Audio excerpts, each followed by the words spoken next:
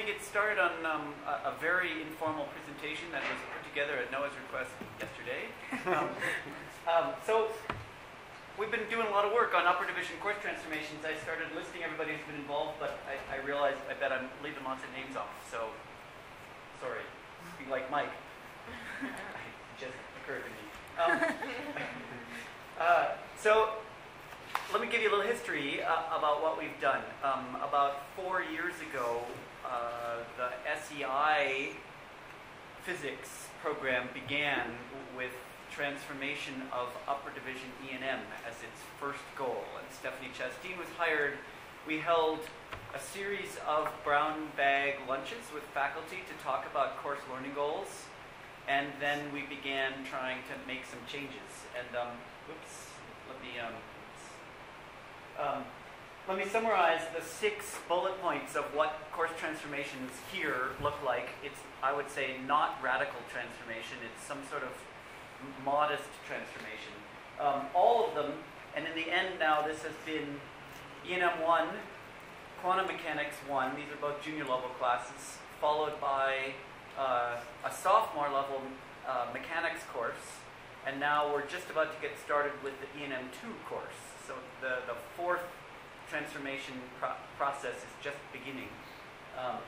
We begin all of them with a faculty meeting, actually a bunch of faculty meetings. Somewhere, how many have you had for 2210?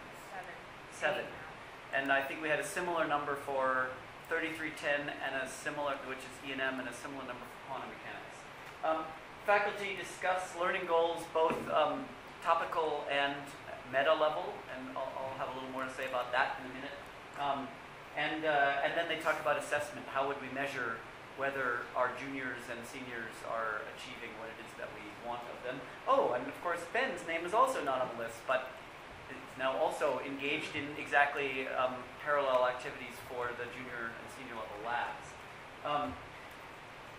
We typically develop a conceptual diagnostic, probably not the case for Ben's transformations, but every other one we have, and it's one of the topics we're going to talk about collectively later, is should we do that for a senior level E&M 2 course, or are there other ways to assess our transformations that might be better or somehow more appropriate than a 50-minute in-class, on-paper, conceptually focused instrument. After the top 2, in every class, basically faculty members have started creating materials. And at the same time, this is probably not an optimal model, but at the same time, postdocs largely have been going into the classrooms, into the help sessions, and looking at homeworks and exams, and are trying to piece together what are students struggling with in this course so that we could iterate and try to improve the materials that we're building. But I would argue that the interactive engagement elements that are being crafted, the clicker questions and the tutorials in particular, pretty much the first pass is reflective faculty members like me and Mike thinking hard and trying to remember from our past experiences with the course or interactions with students what's so hard about upper division E&M, and then crafting activities around that. We have almost always had some sort of weekly feedback. In the classes with tutorials, the students go online and answer pre-test questions about the upcoming material. In the mechanics class, we didn't have tutorials separate from the course, so every week they would go online and answer some puzzlers about the upcoming reading, or the reading that had been assigned but which they had not yet covered in class. We modify homework. So this has been a big sort of effort on the part of every faculty member who's been teaching these courses, trying to match the homework a little bit better to our express learning goals. So I'll come back and show you what those learning goals look like. So this adds elements of sense-making, visualization, make a sketch, make a prediction, do a numerical calculation, something that looks and feels rather different from the more traditional end-of-chapter largely formal computations, which is what homeworks used to look like, almost exclusively. And lastly, just a structural thing, we pretty much all flipped from office hours to homework help sessions. So this is an hour where the students get together and work with each other, and the faculty member is there. rather than coming to the faculty member's office hour and getting help from the faculty member on the homework. There's just a shift in focus of those help sessions. So that's what we changed. Stephanie made, I got put in the wrong place. Stephanie made a nice plot of the outcomes of the electricity and magnetism conceptual exam. So this is the CUE, the Colorado Upper Division Electrostatics scores. And on the left are all the classes that did what I just described: clicker questions, tutorials, modified homeworks. And on the right, these are all these bars represent different classes. And on the right are classes which were standard lecture-based classes here at Colorado and at UBC. And on the left, the last 3 classes are not Colorado. I believe that 2 of them are UBC and one of them is a small liberal arts college where one of our alumni went to teach. And the story is pretty consistent. It's sort of FCI-like in that classes with interactive engagement have a spread, but they're spreading around a score that's 15 points higher, which is statistically and I would argue pedagogically significant. 15 points on an exam is a lot. And everybody is scoring pretty poorly, right? This is one of the outcomes that we're quite sensitive to, is this was meant to be an FCI-like exam at the junior level. So when the faculty designed these questions, we purposefully wrote questions that we thought, for goodness sakes, juniors should be able to do this. There's no calculations. It's just, what method would you use to solve this problem, or sketch the E-field in a beautifully symmetric situation, something relatively straightforward. So the fact that they're only getting 60 in the transform class and 45 or so in the traditional classes it's the usual FCI message, which is got a lot of work to do. Let me pause. Because I got about 3 more slides and then I'm done with my presentation and we're going to open this up to discussion. So I actually don't have a lot to PowerPoint you with. Anybody want to start asking questions or talking at this point? How did you develop this instrument? So this instrument was developed iteratively with the faculty in the brown bag lunches. So we asked faculty after we had our learning goals which topical areas should be investigated. Then Stephanie started drafting individual questions, and we held another meeting where the faculty evaluated those questions, threw some out, added some more. Then Stephanie gave some of these questions to students, videotaped them. We went back, had a 3rd iteration with the faculty, showing the faculty basically how students were responding. And at that point, we decided some of the questions were being interpreted incorrectly and others. After that, the faculty were no longer involved, and Stephanie and then later Rachel basically did small tweaks to the instrument based on students who didn't do well on problems, and then they would interview students and discover that they were misreading the question. Rachel, do you have other elements to mention? No. I mean, there's a very strict rubric that goes with this because they're not multiple choice. They're short answers. So the development of the rubric was as complicated, sort of went in parallel with the development of the diagnostic.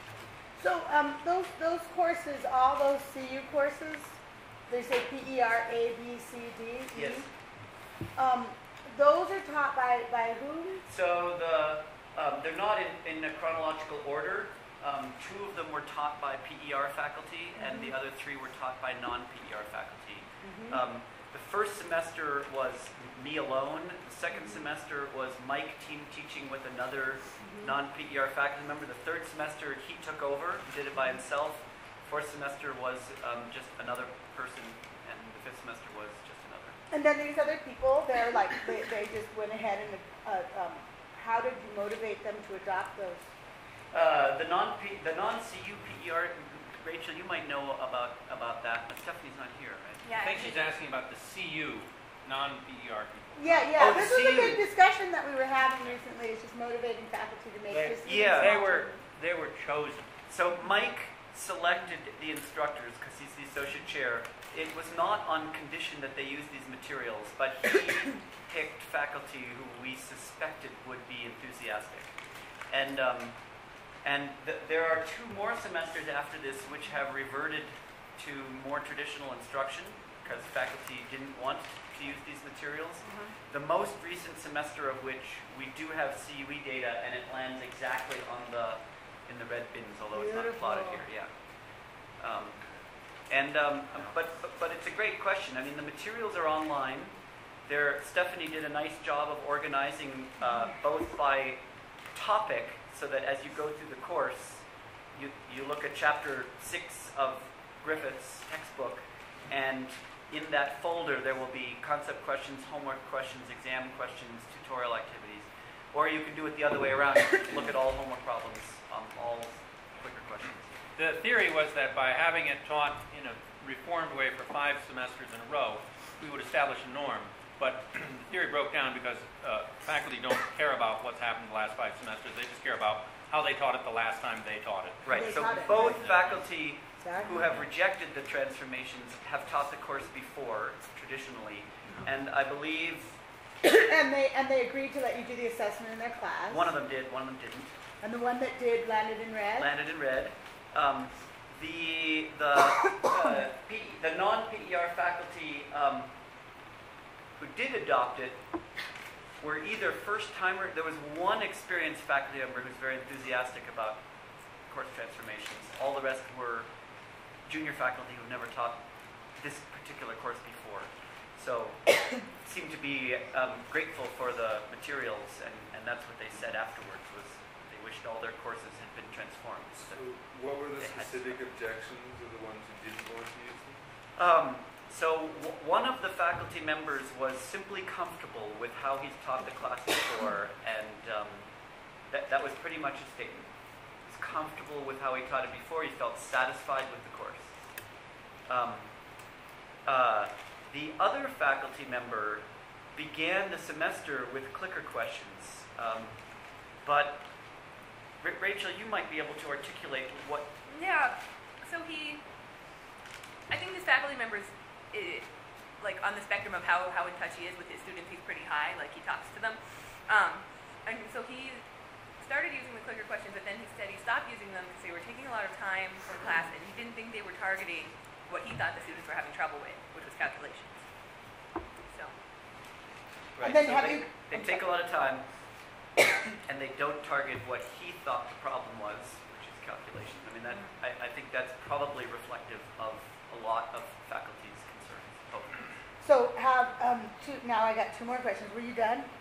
I was just saying, though, I mean, it seems like a shame we couldn't get that one person to allow the students to take the CUE, because I thought really the whole point was, so that semester, the one which started briefly with clicker questions and then stopped, he did give the CUE. No, I mean the one who said that they were comfortable with how he taught, because of right. I thought So he actually taught before the transformations, and that semester he did give the CUE, and that would be this one.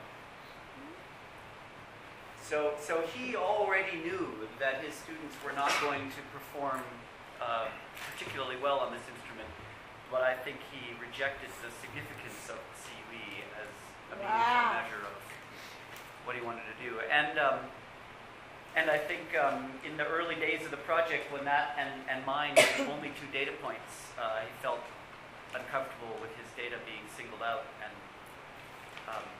so he didn't want to be in that position again either. That was just a complete strategic blunder on our part of singling out any faculty member. It's a bad idea.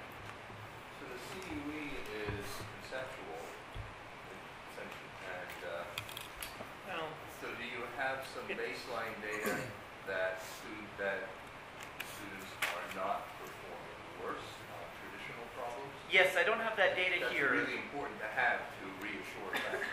Yes. So in the first semester of the transformation, when I was teaching the course, we gave 5 exam questions, which were taken from earlier semesters, for which we had student work and student scores. So we actually had photocopies of the exams from the earlier semesters, so that we could grade them both on a consistent basis. And the students scored higher in the transformed class. Now, there's always, so we haven't... But it wasn't just your course. Oh, has that been done? Because we did it again in another course, and then it was more like the same. And it was more, that's right, it was the same. Mm-hmm. That's what I'm used to Right. seeing, is that So- it doesn't necessarily improve, but it doesn't hurt. That's right. So we have not seen evidence in E&M of decline. Now we've actually done a similar study just this last semester in class mech. We're still working on that analysis. It looks at a preliminary level like our students did worse than the traditionally taught course, but there's an interesting story behind why they did worse. Basically, they were solving a problem for which they knew an algorithm in the traditional course, and for which they did not know an algorithm in the transform class, so they had to figure out the algorithm in the transform class. So it's an interesting comparison, but they didn't do as well. Was that a question, or? I mean, that I agree. That's going to be critical data to have. Yeah, that data, of course, is. So we're already discovering all the difficulties. For one thing, old exams are out. They're not as protected as the CUE instrument. Exams are not research-based, meaning that the wording is. I this semester looked at old exams, and we sort of said, well, we're not going to change the wording because we really want to do an exact test. And I'm like reading these questions, going, oh my God, these are all badly written questions. No wonder these are hard for students. So we need to be more systematic, I think, about it. But there are two slightly different goals for this, which are not completely aligned, although certainly not orthogonal. On the one hand, you do want to, as objectively as possible, measure, track students' competence on traditional exam problems. However, the other thing you want to do is to convince faculty that students are performing as well on traditional problems. That's not quite the same. For the first goal, you may want to refine traditional exam questions to make them better, but for the second goal, maybe using someone else's exams is really the best thing to do. That's been our Even though policy it may not be for that reason, the yeah. most objective way. When you quote code the CUE, you do it blind. Do you know what class they come from? It's not blind. Well, so you've done some CUE grading. Did you know which class every student was coming from, or was it just pile of exams? Well, certainly for me, they were completely anonymized. So I got only numbers, only the tests that had a number on them. It could have been an issue with me, particularly just because I know some of those students, which is, I suspect, why Rachel chose to anonymize it.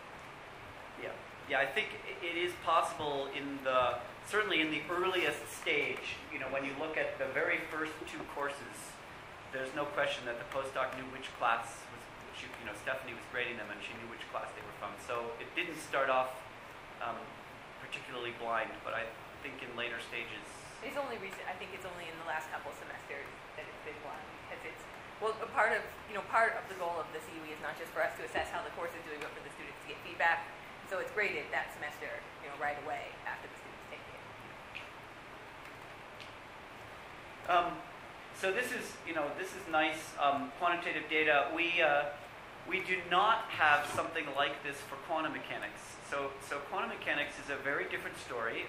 Steve Goldhaber was the postdoc involved in the project, and he left after 2 years. He's got a job elsewhere in physics world, and this is an interesting phenomenon. He left, and pretty much that whole project went into stasis. So when Stephanie quit, Rachel took over, and so a lot of the E&M materials are continuing to be updated, and there's still ongoing research on student difficulties, and there's still papers being written, and the website is being updated. And the quantum mechanics transformations are sort of one step, and then nothing else is happening. So this is also potentially a really important thing for us to talk about, is what's the long-term sustainability of a transformation like this if it's this dependent on there being a postdoc involved? And are there ways that we can promote and propagate these materials without having a full-time person on it? Now, I have to say that if you look at sustainability, the last 2 semesters of E&M, where we've got the best data and the cleanest, up-to-date materials, those are the courses where the faculty have gone back to traditional, whereas the most 2 recent semesters of quantum mechanics continue to be taught with clicker questions and tutorials. They're just not being updated, and there's no data being collected anymore. It's just like that's the new way of teaching the course. So maybe that's also an acceptable model. We're just not doing research on it anymore. It's just a new. The QMAT has not been given for the last 2 semesters. Wow. Nobody's grading it. In fact, we don't really have anybody graded. And the grading, the rubric on the QMAT didn't quite get to the same stage as the rubric because we didn't have a second postdoc, I think, working on it, and so it's not quite ready for prime time. When you do this, you don't actually change the course content. So far, You're assuming that this is the optimal order in which topics should be taught. in quantum mechanics, in E&M, there is such a canonical approach and a canonical textbook that nobody concerned wanted to change the canon at all. The only debate in that class is whether you should finish the semester with chapter 6 or chapter 7. Seriously, that's. But in quantum mechanics, we quickly realized that there is a much bigger diversity of opinions amongst faculty about what the curriculum is, which may be part of why it's harder to transform quantum mechanics, because if you create materials and then a new faculty member decides they've got a different emphasis, all those materials are sort of moot to them, which is not the case in E&M. In mechanics, the third one, we had to talk about content because that's a sort of a idiosyncratic Colorado course. And we built it because students, it's really a methods course as much as a mechanics course. And we built it because upper division courses faculty were concerned about the poor math preparation of their students. So there isn't a sort of a outside of CU standard to which we simply agree. So when you compare the items on this that are difficult, so is it the same items all the time, and are they different between the 2 classes?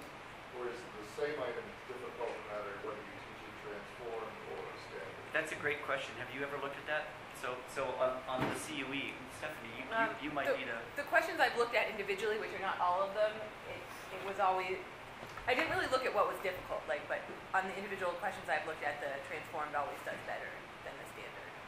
On the individual question. On the few individual questions I've looked at in depth. So Stephanie, the question that Mike is asking is if you compare these 2 population of classes on the CUE, is it that the students do better, essentially a little bit better on all the problems, or is it sort of some topics get treated better in the...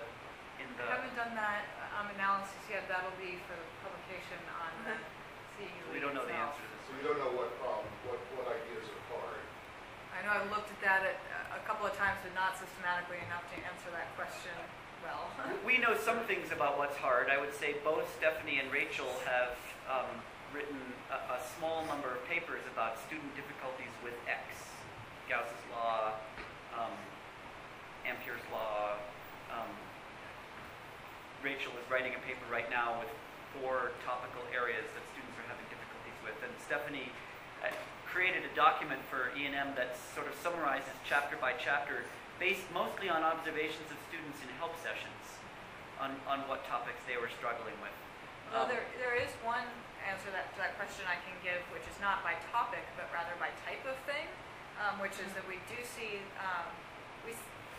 We separate the questions out into did they get it right? Did they choose the right answer choice versus were they able to explain themselves? And far and away, the transformed courses are better able to explain themselves. Well, they do better on the CUE at explaining themselves, which could mean either that they've gotten more practice and know that it's valuable in the transformed class, or that they actually gain skills in doing so.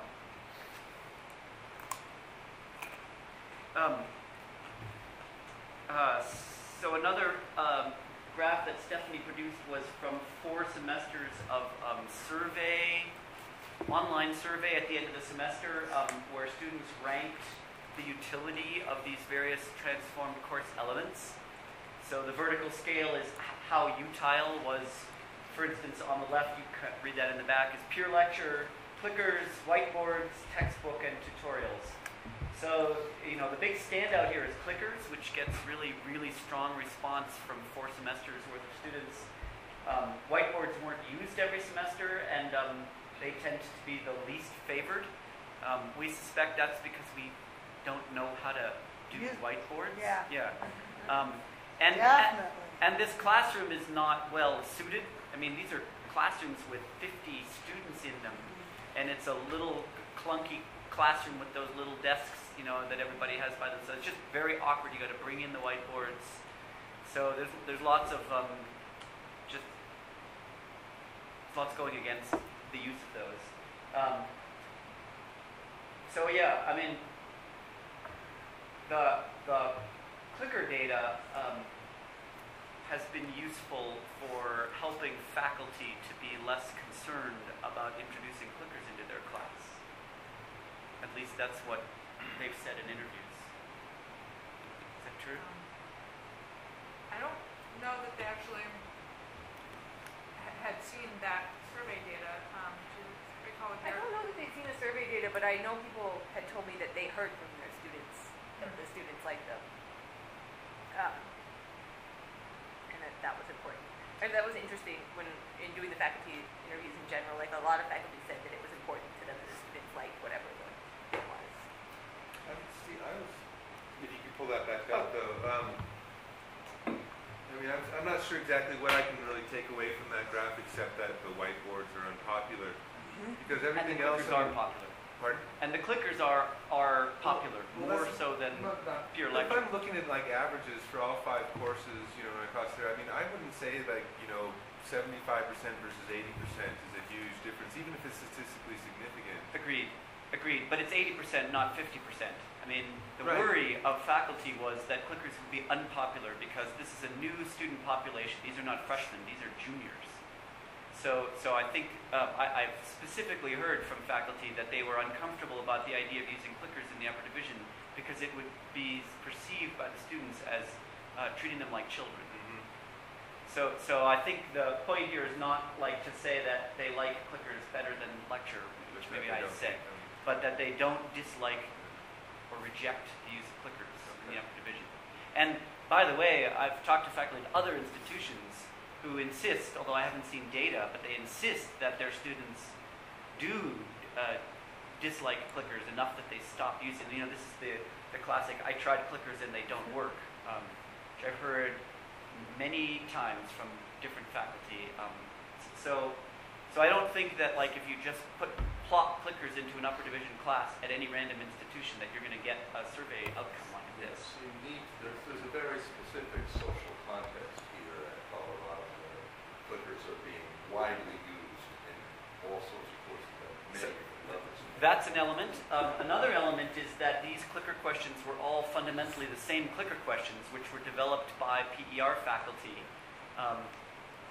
And at other institutions, it's quite possible that when you try clickers, you also invented the clicker questions. And I would be willing to bet that your first pass at developing clicker questions is likely to not make the students so happy. What about the tutorials there with the ERA? That was actually one thing I was gonna bring up. That's the other thing that this graph has told me, because there's that one outlier on the tutorials, and there seems to be some problem with student buy-in in general in the course in that semester, and that was the only one in which tutorials showed up as this real poor response to the tutorials that went along with some other sort of student comments that just seemed that the students weren't on board in the same way, and you can see It's still 60%. it's still yeah, but just compared to the other ones. Although tutorials are a self-selected group, only half or between a third and a half of the students typically show up for these optional So tutorials. that could be a bunch of people who never attended a single one. People that never attend, obviously. Could be, although there was an option block for, didn't attend or Yeah. not relevant. Fewer students actually did attend the tutorials in that semester, if I recall, and there is a slight dip on the CUE results as well. So it just sort of tells a somewhat consistent story about that semester. So it seems like 60 to 80 is enough of a flag that it tells you to look further. Well, so So, I mean, is that just a reflection of just the first iteration just being rough, you know, the tutorials? So this wasn't the first, that wasn't No. chronologically the first Okay. iteration. It Yeah, was- these are all mixed The second order, iteration. so you can't tell which iteration each one was. That's why they're labeled ABC instead of 1, 2, 3. What about the homework help sessions versus office hours, like in terms of student popularity? Do you remember? Or how much they were even used? Like how They much student they were hours? well attended. Yeah. Yeah, I mean, definitely better than any office hours where people just stop by an office. I would just say in general that they're very popular with students. Every class I've been in that's had them has just gotten overwhelmingly positive response from students. It's just so much a better situation than somebody's office, you know, where you talk to 1 or 2 people at a time. Plus, in faculty interviews, the faculty indicate that those are really good chances for them to get some insight into student thinking that wouldn't otherwise be available. The faculty member who taught this last semester, who decided not to do the clicker questions, he also decided not to do the tutorials because he was concerned about the several hours a week of preparation and work that would be involved, and just didn't think that it would be worth the time. He did use that scheduled hour and ran a homework help session then. But he didn't run it like this. He didn't run it like a tutorial. He didn't run it with students working in groups. He ran it with someone at the board. Ah. So it wasn't him. It was So it's a more like a student. recitation. It was, the students took turns at the board. And I had a few individual students tell me that they prefer the working in groups. So that's all the PowerPoints that I have for you.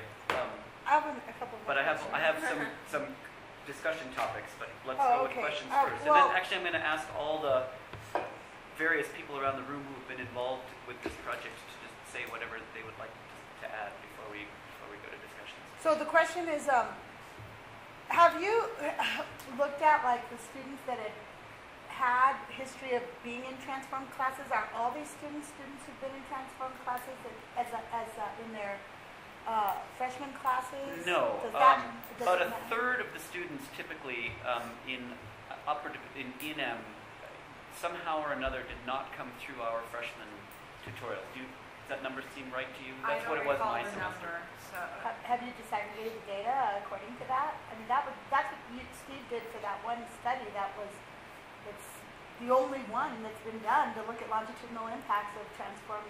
right. Yeah, we haven't separated that out except for that one study. Yeah.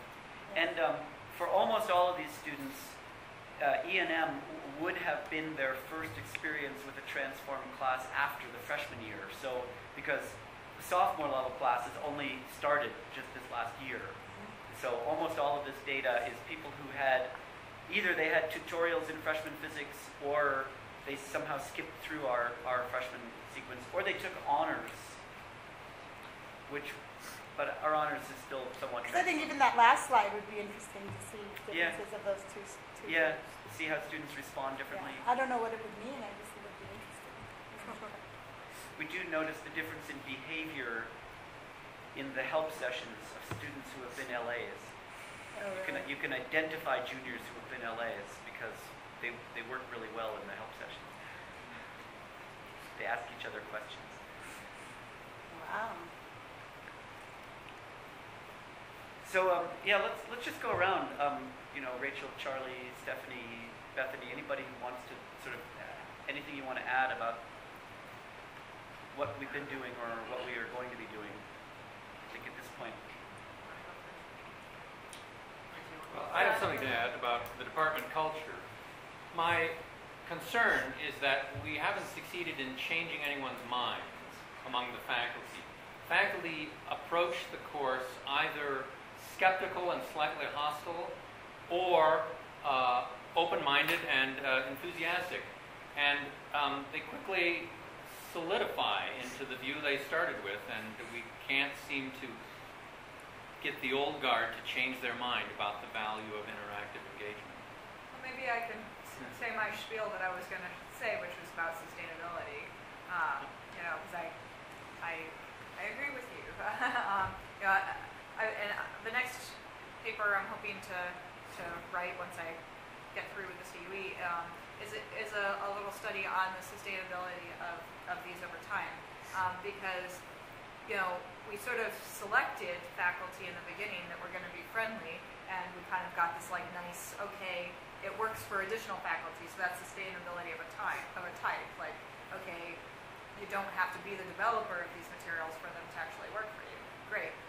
But then we were like, okay, we'll just sort of put these things out there and let people choose.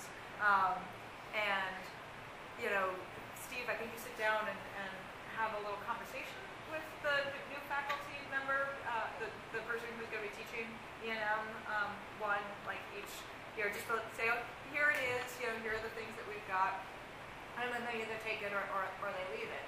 And we certainly don't want to be, you know, pushing it down anybody's throats, but we are definitely finding this fast fade in terms of who it is that's teaching and whether or not they choose to use the materials.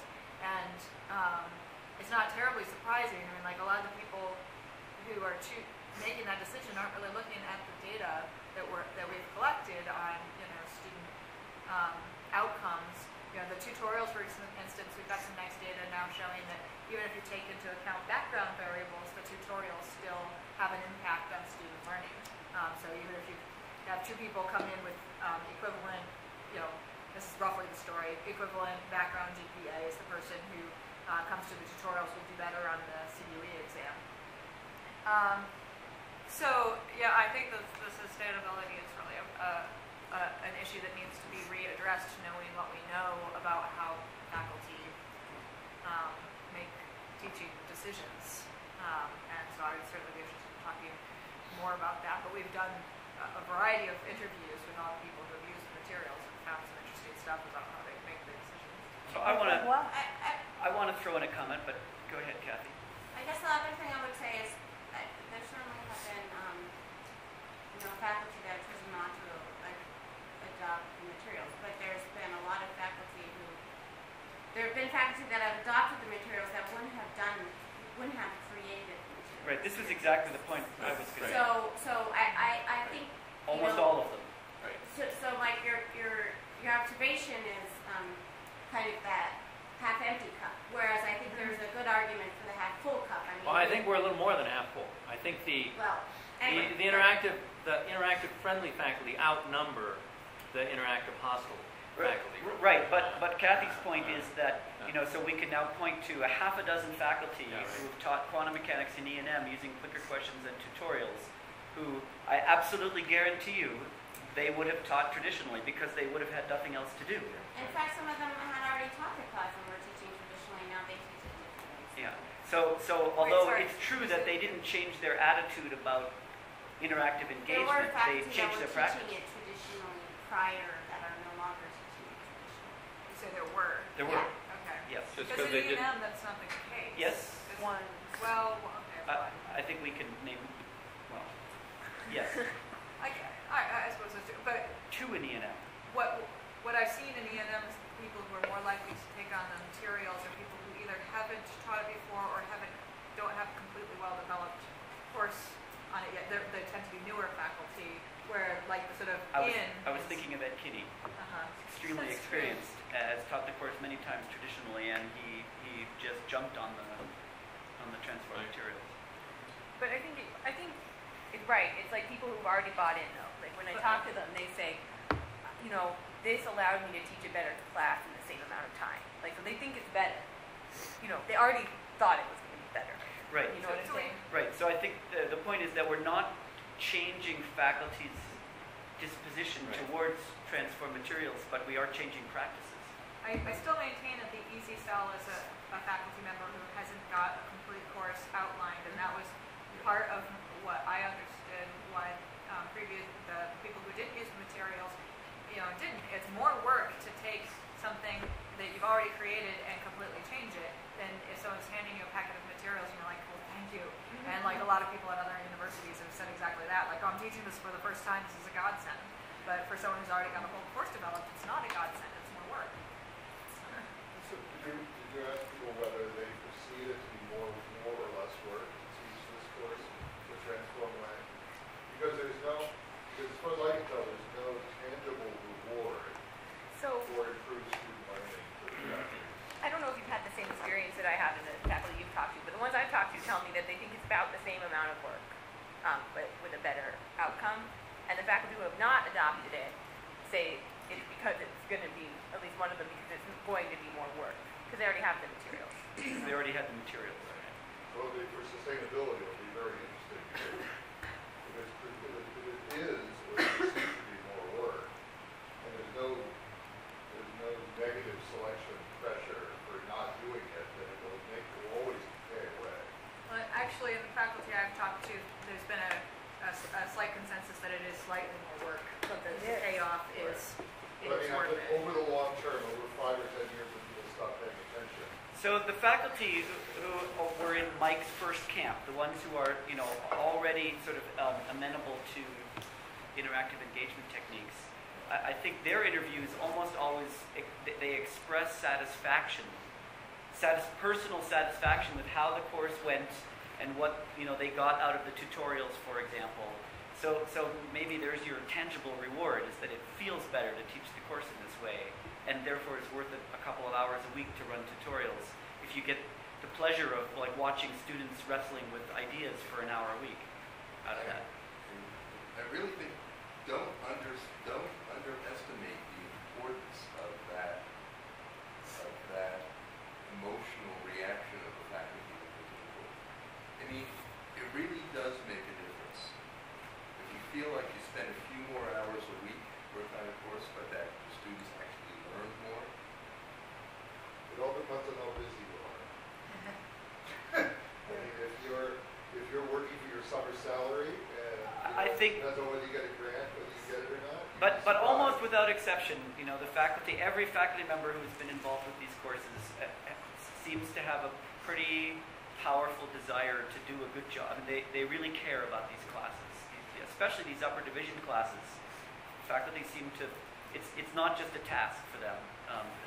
That's something to be gotten done within the minimal amount of time. I have, a few faculty have made comments like that about the intro level classes.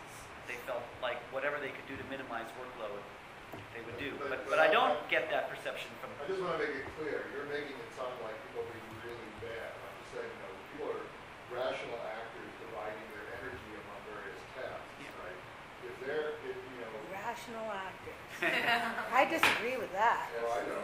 So, I mean, not some of those people, they split, they.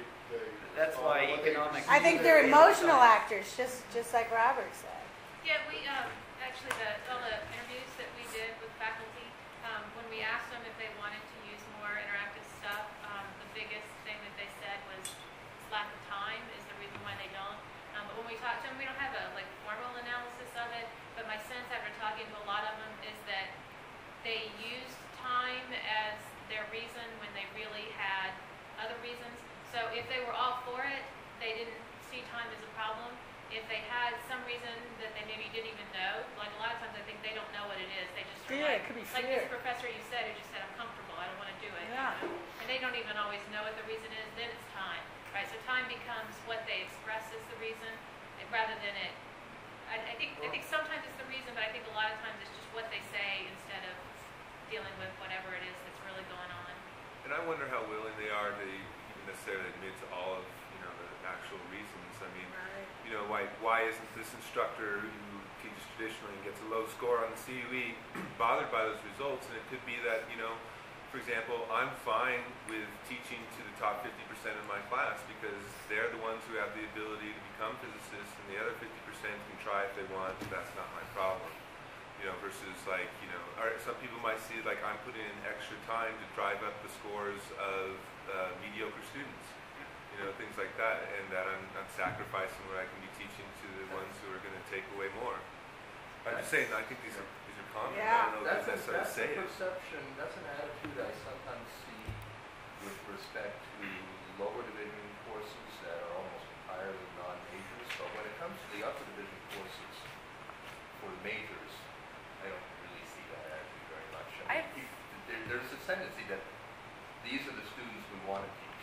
What I attitude do you disagree. see, though? What do you feel? What I disagree. I feel like some faculty, even in the majors classes, really it's only the top third, maybe the top 2/3 that they're teaching to. I always have to take into account the fact that people don't I know from experience that people sometimes tell me what they think I want to hear. That's impossible. So have you ever like surveyed all the faculty and just asked like which of the reforms they're comfortable with? Like ask them about all the reform courses and what's your general opinion when you adopt these materials? We have not done That's that. that's a dangerous thing to do, Ben. That's Yeah, we've been taking a one at there's a time some touchy approach. issues here among some of the faculty. Like what? And- Like what? Oh, just the whole idea that it's a minority, and they're in private. There's a lot of hostility in some of the faculty, and I'd prefer that remain private. Rather than hostility toward these interactive engagement forms. Hostility towards their using them, or towards Hostility the use of- toward their existence. Towards their Right. existence. Yeah, I know these Yeah. some faculty members worry that we are damaging this. Yeah. Yeah, there is some Damaging concern that we We're- might be damaging students in the sense that if there's more attention being paid to one element of the course, students... The rigor, the Right. problem So solving. one thing I overheard in the elevator was somebody was talking about all the students had just taken the GRE, and he was convinced that all the extremely low scores apparently were due to the fact that we teach first, second semester physics by holding their hands, basically. So Yikes. That's a very interesting point. You should Yeah. normalize to GRE scores. 'Cause Yeah, we don't have access to that data, but for 20 years, faculty have been complaining about the low GRE scores of our undergraduates. So Well, this is certainly something obvious to blame it on, huh? right, Yeah, right. Is that general GRE or physics GRE? physics GRE. Which is, Yeah, we can can't be a good impact. sign. What's that? Which can be a good sign. What? If they're not doing well in the physics GRE. But they've not ever been doing Which well. doesn't affect on their career choices. As it depends. Well, we don't have data. We just don't have data. Yeah, I know. It would be interesting to know. if Right. it's possible. Yeah, and it's really hard to get that data. But I'll tell you, this chemistry department does not place a high value on the chemistry GRE. I know, as having been chairman of the admissions committee. This that- physics department. I know that they don't consider the chemistry GRE a useful assessment. In physics is the very first thing that they just cut off the lowest scores, and they'll only look at the top scores first, and then they'll go into the other students as they go along. But Not when I was in that is the first maybe. selector that they use. Cultural issues.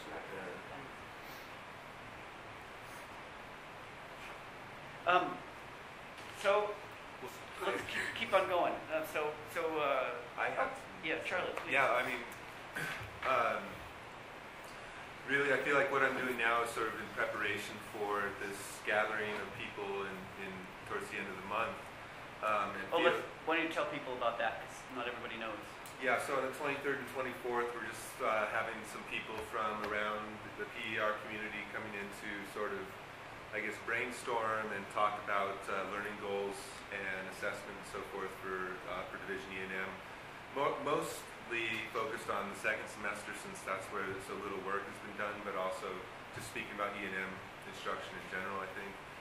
And so, as usual, the idea being that we want the transformations to be reflective of what faculty believe is important, and not just what PER people is important. So I feel like a lot of what I'm going to be doing in the next year or two is really going to be dependent on the outcomes from that particular meeting. But one thing I have been thinking about already is this question of what kind of assessments should be like the CUE or different in some way. And for me, I see like a major drawback of the CUE is that you have to be trained in order to grade it. And I think the obvious solution to that is multiple choice, but there are kind of two big issues with that. One being, well, I mean, I could imagine creating an open-ended assessment that then informs the multiple choice format, so that we can see what are common difficulties or mistakes that students make. But then part of the learning goals that have been established is about articulating your understanding, being able to sketch fields or functions, things like that. And of course, that's completely lost in the multiple choice format. So I see like a whole bunch of advantages to having that multiple choice, but at the same time, then I don't see how we can make that completely congruent with some of the learning goals that we've already established. So I thought, like, if we're going to break down into groups or whatever, I mean, that's something I'd really like to hear what people have to I say. agree. In a couple of minutes, I think we are going to break into smaller groups and talk. So this will have to be one of the things for us to discuss is what should assessment look like at the senior level, and is our model flawed? Or PER assessment. I mean, it's not talking about general what course is the assessment. goal of the test? So one kind of response to that is the goal that the CUE is gradable, we're giving it out there for faculty, but mostly I think our goal is that faculty use it to inform themselves about how the students are doing. So do they really need to be able to grade it numerically, or do they just need to have really good questions and then look how their students are doing? As long as we're willing to grade Wow. for them. Well, as long as we No, I'm agree. just saying like. Wow, you're we're radical. not like. Those numbers are Kathy's only for out our of the research, box, really. man. Like, if a person wants to know if the students did well or not, they don't have to, exactly follow the grading rubric and then only look at the final score or something. Is that what you're saying? Yeah, I'm saying like we designed something that have really good questions and has open-ended questions. Yeah, with the first thing. And I mean, if they want to publish it, Yeah. then they're in the PER community. Then they need to coordinate with us. Then, but do we need to? Right, but I think often the first question faculty ask me after they've given it to their students is, how do I do compared to everyone else? Yeah, they want a number. Right, mean, like that's- they want to know, they want a to, number. They want a comparison. yeah, so they wouldn't be able to do that. I mean, to qualitatively get a sense of how the students are doing is a new way Yeah, of it's the thinking same thing about with the assessment. BEMA and the FMCE at the freshman level. Faculty, if they care, they want to know I want to know how I did in comparison with how other did I do people. in Who comparison doesn't? with everybody Well, else. when you give exams, when you give your own exams, you look at the questions and you say, how did students do on that? Like, and you're like, oh, they did. That's such an easy question. They did so terribly. Yeah, I mean, we do that, some of that, but I think that most faculty give exams because we have to give exams to evaluate students, not to inform ourselves about how students are doing and how we could improve our course. I mean, I would love to imagine that we all reflect on exam outcomes. I don't think that happens so much. Yeah. Another worry I have is that I think you also send a message to the students with the exam, and a multiple choice exam is not the right message at the senior level. Except that it's GRE-like. It would have to be framed. Yeah, right. I think it would have to be framed more as a GRE prep. Right. I mean, this is a potential issue with making a multiple choice exam is you're giving this in class in the last week of the semester, and right now it's framed as this is a practice for you, before you've started the final crunch of studying for the final exam to review material. And if it's multiple choice format, it looks so unlike any kind of exam that it may be hard to convince students to take it seriously. Now it looks like the CSAPs or something. I haven't looked at the GRE lately, but my impression was that the E&M questions are largely answerable using freshman physics.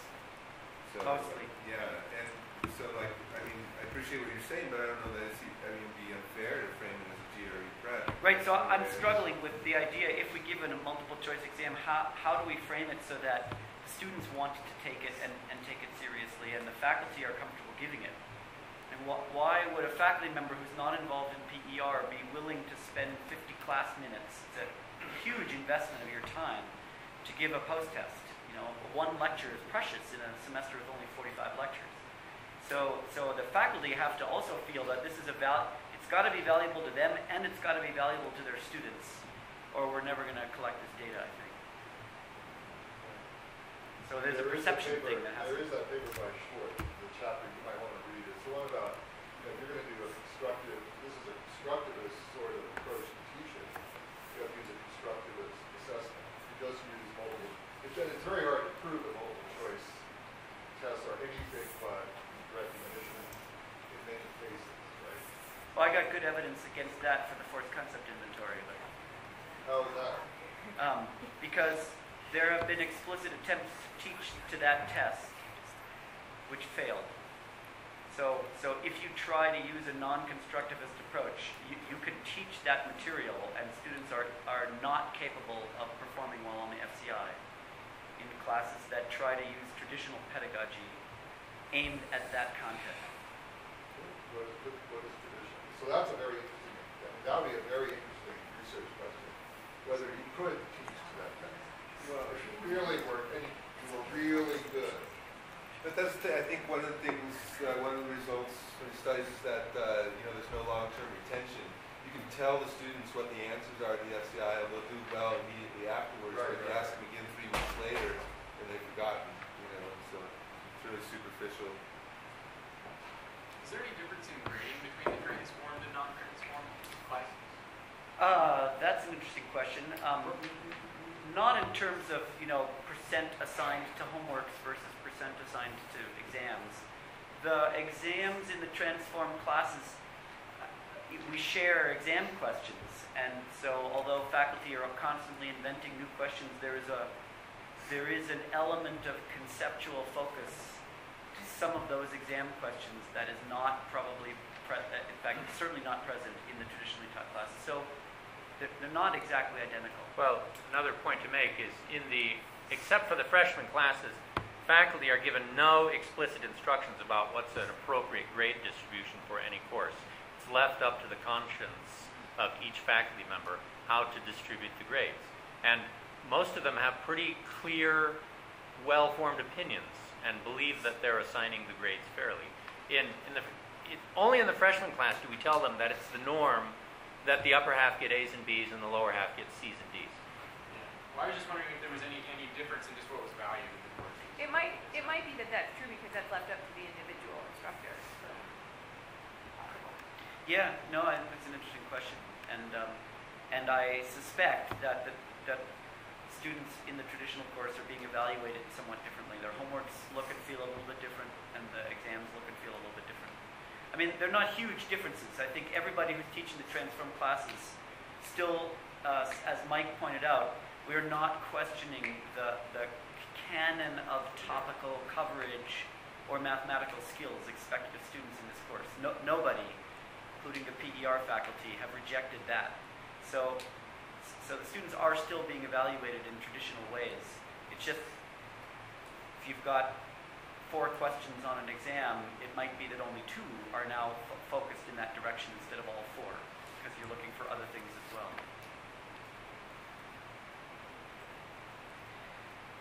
So Stephanie, Rachel, or Bethany, do you guys have more you want to say about what you're doing or things that you think the group would like to know about? I have one other sort of area of concern, which is why the scores are still so low, which we've talked about a lot, and I think we have some different hypotheses for. One of which is that our materials are sort of on their first iteration to some extent, and it'd be nice to do a whole second iteration with feedback from all the things we've learned in the course. Low compared to what? Yeah, right. Compared to our learning goals. Our goals were that students should have mastered, it's like the FCI. We wrote an instrument that we as faculty wanted students to excel at, and they are not. Well, would the idea being, though, that every student who had earned an A in that course ought to have, to do well, or, A's and B's, or... So the instrument was written with the feeling that, for goodness sake, students should know this if they're passing a junior level in a course. Passing, boy, that's that's a big difference. I mean, right. Successful, I'd say. Yeah, I mean, some of them were passing, but a lot of them were like a successful student. But just like most faculty who look at the force concept inventory say, I want my students, and I agree, you've got 600 students, you can't want them all to get an 80% on the FCI. You can't expect that, but you might want it. Have you given the CUE to graduate students? I would love to see those data. I mean, what a great idea. Two Give it to a couple populations. faculty. Entering graduate students would be one very interesting thing. I think that would be useful for your graduate program.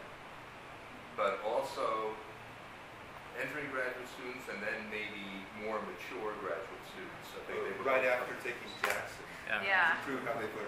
yeah, for Right. example.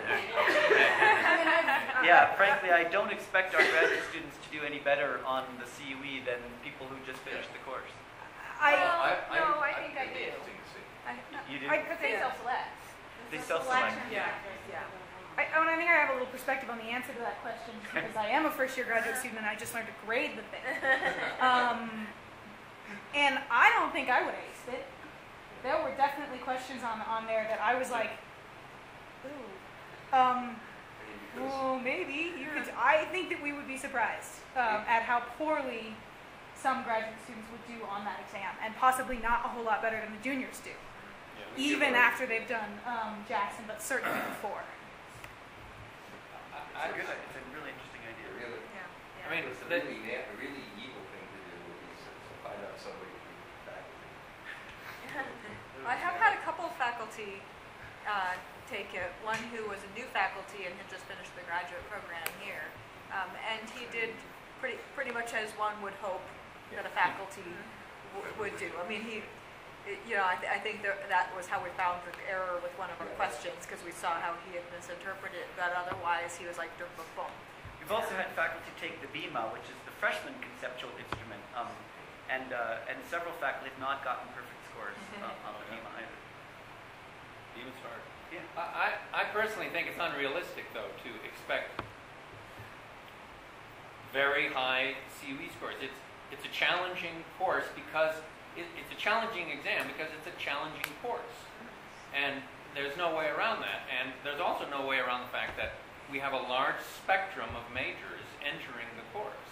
A lot of them enter with very poor math skills, very poor backgrounds, and you can't change that in one semester. But Mike, one semester of transformed, the very first semester with basically no research base, just trying some different interactive engagement techniques, raised the score on that instrument by 15 points.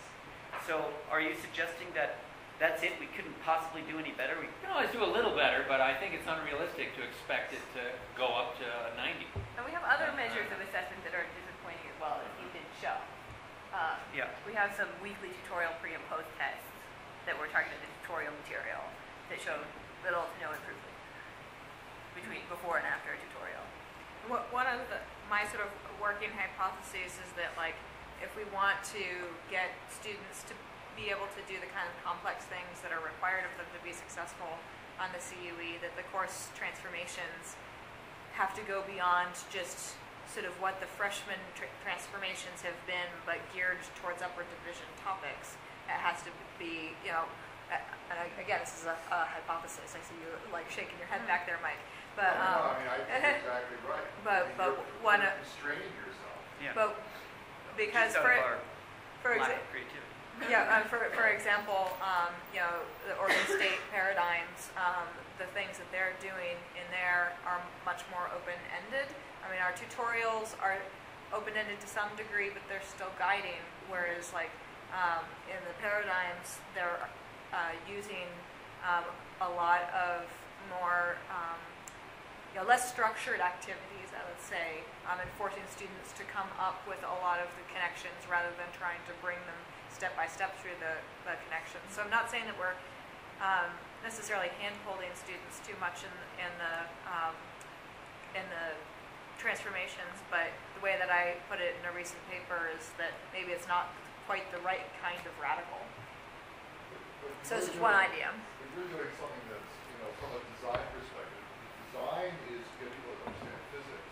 You're sitting there accepting the fact that this is the order in which topics should be introduced. Yep. These are the materials that should be. It's a completely idiotic. If you were building a real product, you would never accept the fact that you couldn't change the whole structure of how to build it.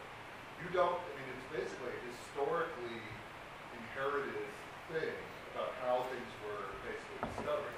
That's not necessarily how people would best understand them. So there's an honorable tradition in PER of doing exactly what you're criticizing, and I think you're right.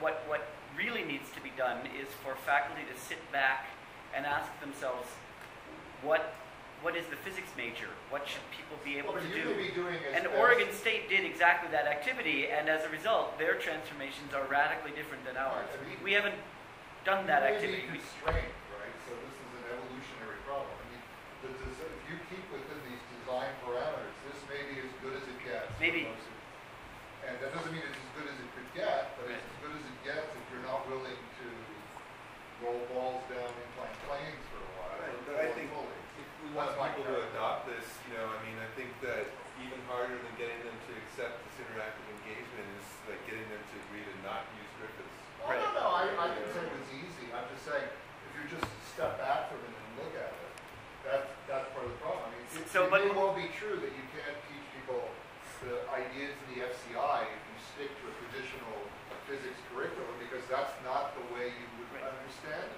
So I'm sympathetic to what you're saying, but one of the interesting things about the Paradigms program at Oregon State, in which a faculty collectively rethought what the physics major is about. I can't think of any other institution across the country that's doing that. It's probably only possible in small, With a small group of people who.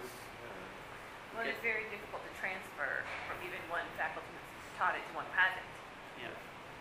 My last comment would be, unless faculty departments were rewarded for the percentage of material their students learn in a tangible way, of course you'll never see anybody change it. There's no reason for them to change it. But if you got a 50% raise, if your students learn 50% more, you watch and see how I'm not sure faculty members are that motivated by the tangible rewards. I mean, they didn't exactly pick the right career for. Bull. I mean, but they may be more motivated by other things than your average person. No, but Mike, I think we have plenty. I mean, we now have a half a dozen faculty who are counterexamples to your thesis, and they have put in whatever time and effort it involved to engage in these transformed activities of their own volition. Nobody has been forced to do this after the first semester. I mean, you just watch the whole institution and go, listen, you're doing the same mistake as saying, I can point out these exceptions and ignore the fact that almost everybody else isn't doing what I suggest they do. Of course, they'll do it for some period of time. I think everybody wants to teach as well as possible. well, I haven't seen anybody in freshman physics decide to abandon tutorials and clicker questions, even though there's no departmental oversight on that in 12 semesters now. So that's 25 faculty who have been involved. I was just curious about the faculty. You mentioned COTA with Mike, and then went on to teach the course themselves. I was just wondering how that came to pass, since it's somewhat unusual. Yeah, so that was part of our CCLI grant, is that we had financial support to allow the department to double up. It was sort of part of the experiment, was we thought we would try to make the transfer of the transformations as easy as possible, just to see if it could be done. And it was also built into the grant that we would not try to create that as a model for the department, but that after that we would just let the process take its natural course. So yeah, I mean, it was very successful. We did that twice, once in quantum mechanics and once in E&M, and both times I think it was high impact, but it's very expensive. Exactly. Charlie, do you want to, shall we continue with that question, or do you feel like that question has now been addressed collectively? So the question was, I mean, maybe we haven't really tackled this. We have now crafted 3 post-tests, one for E&M 1, one for quantum mechanics 1, and one for classical mechanics 1. And they all have this structure of a 1-hour test given in class. It's conceptually focused.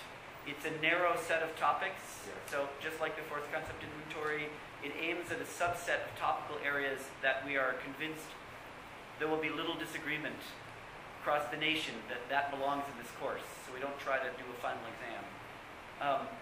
And it's been open answered with the mind to possibly heading towards shorter answer or easier rubric or even multiple choice.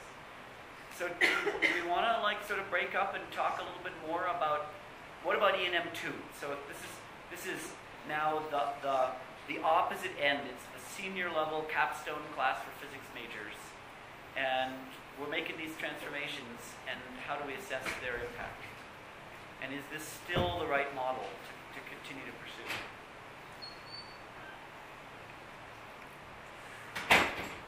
I just always want to talk about Socratic surveys. So, if anybody wants to think about those. So I'm going to propose that we like talk to each other for 5 minutes, because I think it's hard to get everybody to speak up in a large group setting. So the focus is on we can do whatever we want. We've got a brand new project just started. I think as a PER project, we should have some kind of assessment of whether our transformation is effective. And it might not be the score on an exam. We have to think about convincing faculty. We have to think about improving the course systematically. We have to think about convincing faculty to other institutions. There's lots of things. I mean, one of the things you might talk about is what's the purpose of the assessment, and then what should it look like in order to achieve those goals. Let's take a couple minutes and then solve the problem. Well, it certainly should. Let's split up. It requires a detailed rubric and demonstration. It won't be adopted except intermittently. At that level. So if you want it to become a standardized test that every faculty member adopts, it has to be multiple choice. But I don't think a multiple choice exam can do the job.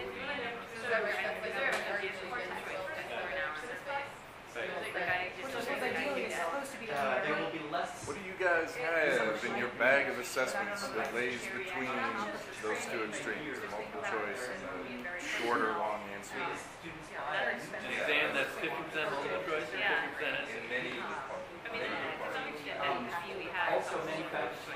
And some exams are like that. A lot of final exams have a multiple choice section and then a long answer section. Or you could ask them to do the multiple choice and then explain it.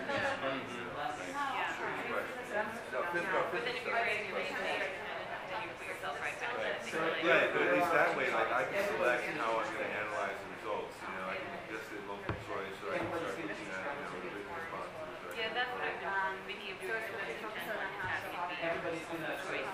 With the I totally sympathize with all of that. It took me a while to trying to grade that, and even after going through iterations of training,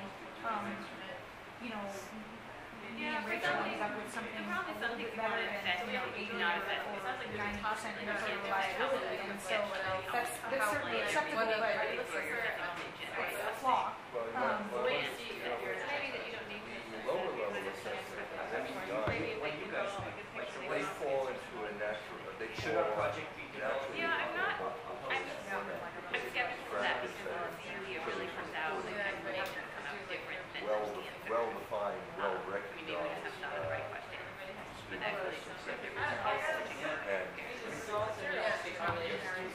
There were no explaining the answer. The thing about the theory I'd like to get data on is anybody change their answer as a result of answering the second part of the question.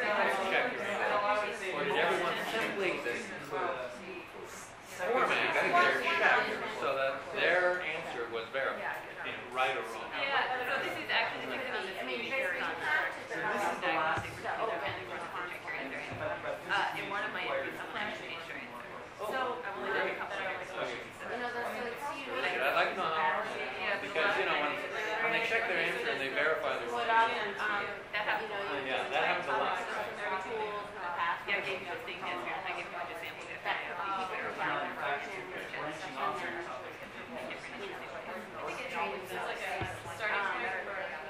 Which is definitely viable.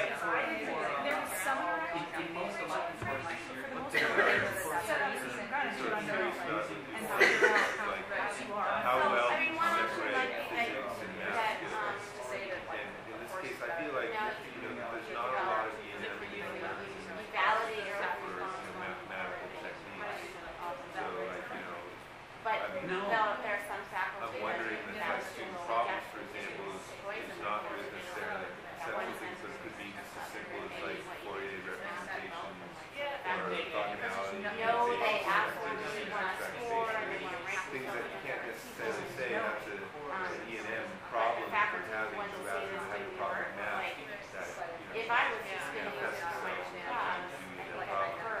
just think that course is really good. It's class and really context. If I had a small class. Yeah, that's what Steve was saying, was that there wasn't that many Here concepts we have of big classes and then most schools have is it really gonna matter that Rick they is saying, you know, it's like once you have have to this change law, choice? Like statistically, it's not gonna. it really becomes on there, and then from there, you know, it's like what are all the techniques that you get.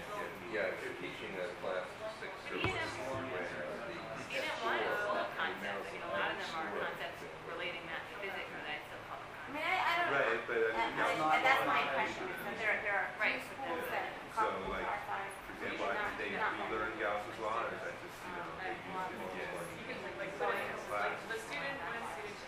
Yeah, I think the theory is the freshmen they became acquainted with Gauss's law, and as juniors they Learning mastered only 5 CVs takes. That's the reality theory. is Right, and then, well, but then like the. Yeah, I mean, well, you don't do harder problems. Write it, or just need to look through it and be like, oh, these are getting. You know, Well, and it takes some all hours. right.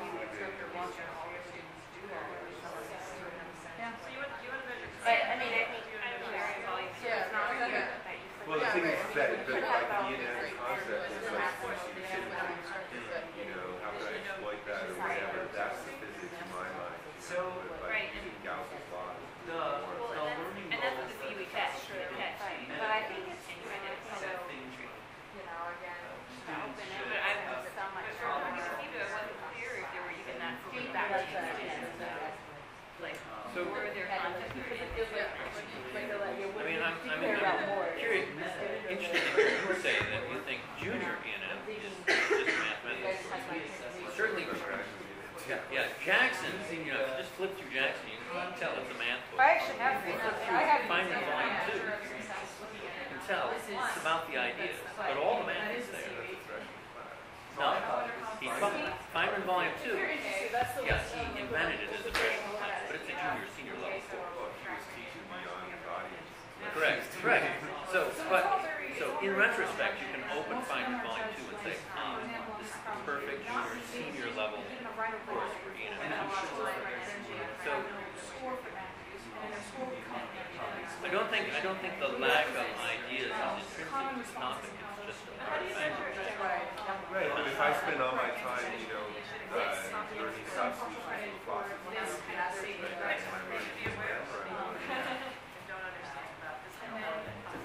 Well, before you... well, that's what I'm thinking. Can you completely tease those two apart? Well, you can't. No, you can't because they go hand in hand. I mean, you know, physicists use math as a tool, but the math you have to use with skill, and the skill comes from conceptual understanding. So why can't I learn everything I need to know about ENM and the partial differential? Well, see, I think a lot of the difficulty students have at your level is connecting the math to physics. Like they can do the math separately. They can't connect it to the physics. You know, so like they can like watch out. Like they can't like read a problem. They can't set up the math from the problem. Then someone sets it up for them. They're good to go. They do the math. But then they get the answer. They can't go from that to any physical meaning. So it's not like it's just math. So you're saying though that they like have the math skills, but they can't translate it? It seems like if you're going to do Right. an answer, Or vice versa. Like they have math skills, they have no idea what math is. In any context, even in that context, right? They're just But we had a series of problems. Right. Yeah, and well, so you know, most problems, even in Jackson, most problems begin with a conceptual analysis. You're not told what the interval is. You have to think about setting up the interval. And that's where a lot of conceptual understanding. And then when you're in the midst of a detailed calculation, unless you're constantly sense checking, it's easy to go off in the wrong direction and start generating nonsense. And after, you know, it happened to all of us where, you know, you grind through 4 pages and you suddenly feel like, I've been just doing nonsense. I just got off track on page 2 and didn't realize I was turning a crank and just turning out mush.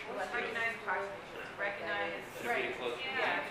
So, this skill of sense making, continuously sense making of your calculation, all about. And obviously the others are in every physics class, but I wonder if Then as actually far was a multiple choice exam for upper division students, I'm trying to think about how I would have responded to multiple choice at upper division. It would have seemed very strange. You're nuts?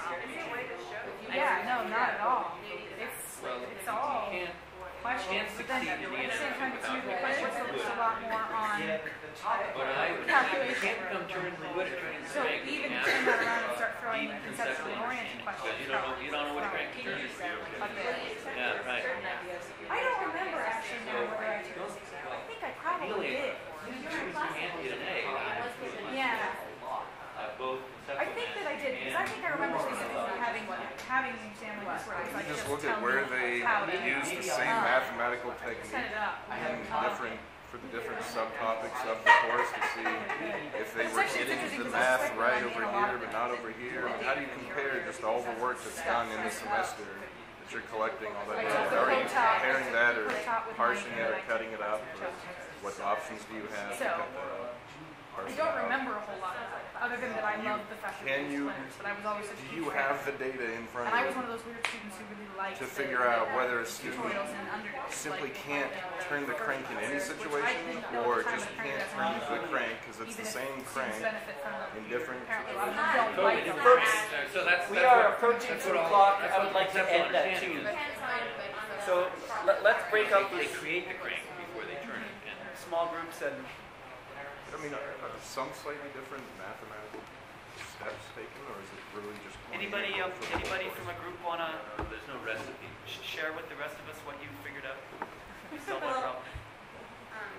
One issue that I think we thought of in our group as we were talking was the fact that that these classes at most institutions are pretty small. So the numeric grade, like if you only have 6 to 10 students, then statistically it's going to be hard for you to compare yourself to other classes anyway. So then does that reduce the need to do multiple choice? Yeah. And really what the way in a class like this, the way you would use this is you would look at the student responses. So, just I think as we go forward at this level, we should inform ourselves about, what is the distribution of class sizes out there and in physics majors that would be taking this class. How many classes are there that have more than 25 students? Right. That's important material creation too. Yeah. Yeah, we're still struggling with 50 student classes, even.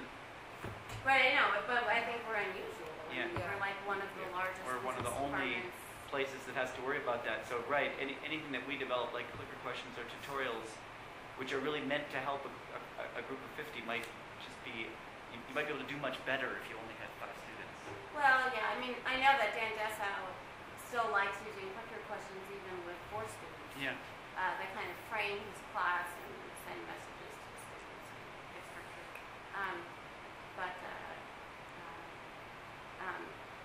But in terms of grading the CUE, if you only have 6 to 10 students, it might not be so hard to look through it. You may not.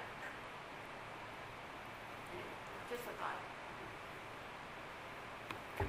We thought about what Steve mentioned about like what's the point of the assessment, and I indicated that in E&M1 we spent a lot of time and energy trying to be able to justify whether or not the approach itself was working, and we've kind of got that data at least for E&M1, and the more energy you put into being able to compare class to class, potentially the less energy you're able to put into material development. It's sort of a different focus on the data collection, and so I was wondering about doing assessment instead, perhaps that's focused on identifying what the key student difficulties are in order to be able to do targeted material development on a couple of those activities. So assessment that's more targeted towards material development rather than cross-class comparison. It's just a different focus of the thing, whether or not to transform a whole course and then be able to justify whether it worked versus being able to write an assessment that's trying to get at where students are struggling and whether or not your materials are helping with those particular topics, and have the outcome of the course transformation be you know, 2 tutorials that are really, really good at, you know, getting students through 2 particularly difficult things. So, one idea. Anybody else? Final word?